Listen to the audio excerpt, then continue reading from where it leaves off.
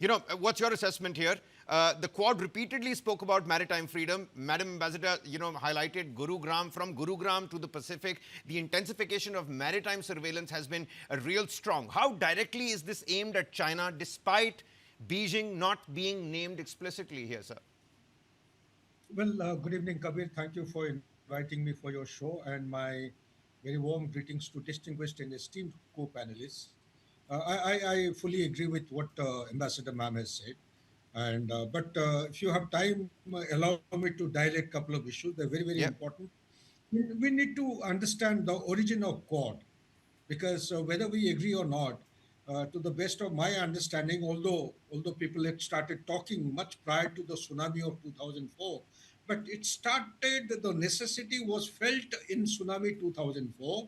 There was a requirement to go in for some kind of an informal organization, marshal or harness the potential and the capability, and put things in perspective so that they could come to each other's help and rescue.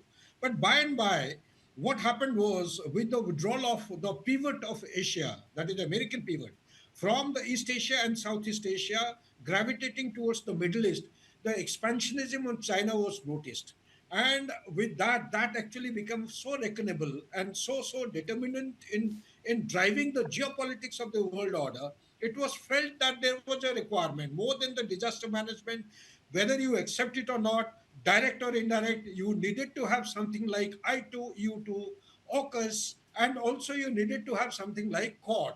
Quad, as in today, Kabir, if you allow me, let me also be very explicit in saying it is not a formal organization. Neither is it an informal organization. There is no sanctity. It is not a legally binding outfit.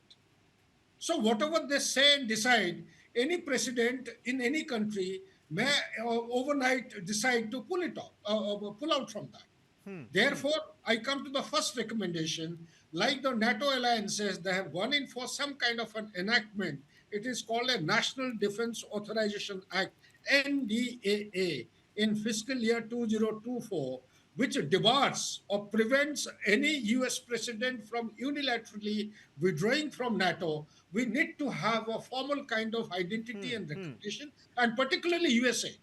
NATO without USA has got no meaning. Quad without USA has got no meaning. So legally have a binding ratification by all the countries. That is one point. Second point, yes, I do agree. It is meant for economy. It is meant for infrastructure. It is meant for critical technology, energy security. Now you've just brought about undersea cables, and there are multiple things. Multiple, even the COVID vaccines, they will also come under this. Okay, so when a thing like this takes place, the future of 21st century is going to be driven by the center of gravity uh, of Quad, which is not ratified, which has got no legal identity. It is not acceptable in the global parameters and norm. So therefore, it brings me to the point that whatever we discuss today, whether it is trade or commerce or anything, Yeah. it needs to be legally bound so that it Fair point. demands implementation and accountability and transparency. A third and most important point, let me just clarify. Indo-Pacific today, Indo-Pacific is driven by not by Quad.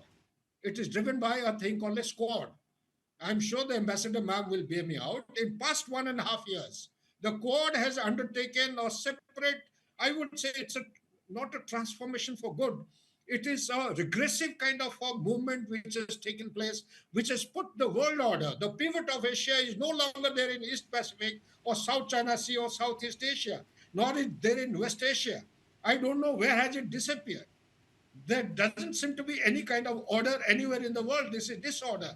In a circumstance like this, there is a requirement. Allow me to define what is it that I'm trying to highlight. The Quad has been replaced by a thing called a squad. What it means that you have Japan, you have Australia, you have USA, and you have Philippines. Last month only, there is an agreement which has been signed to establish a strategic partnership towards a common objective with Indonesia and USA.